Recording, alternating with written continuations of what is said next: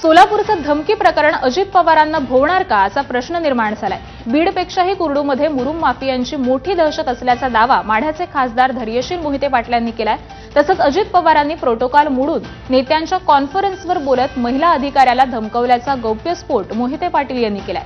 मुख्यमंत्र्यांनी या प्रकरणामध्ये तातडीनं लक्ष घालत कारवाई करावी अशी मागणी देखील त्यांनी केली आहे। कुर्डूमध्ये मुरुम उपसा कारवाईवेळी राष्ट्रवादीच्या एका पदाधिकाऱ्यानं थेट अजितदादांना फोन जोडून देत त्यांना पोलीस अधिकारी अंजना कृष्णा यांना बोलण्यास दिलं होतं। यावेळी अजितदादांनी या महिला आयपीएस अधिकाऱ्याला धमकवल्याचा व्हिडिओ हा सर्वत्रच व्हायरल झाला।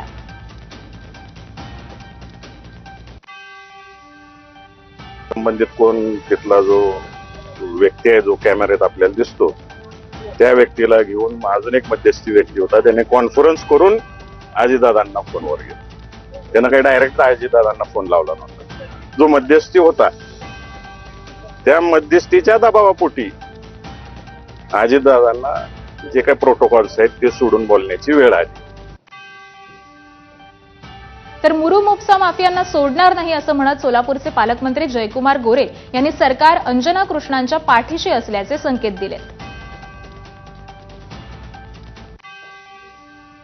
माझी भूमिका ठाम आहे, ना वाळू ना मुरुम कुठल्याही पद्धतीची तस्करी करू दिली जाणार नाही आणि त्या अनुषंगानं जो कोणी करेल त्याच्यावर कारवाई होईल। कितीही मोठा असला कुणी असला तर त्याला सोडलं जाणार नाही आणि आम्हीच नाही, आमच्या शासनातलं कुणी त्याचं समर्थन करणार नाही याची खात्री मला आहे।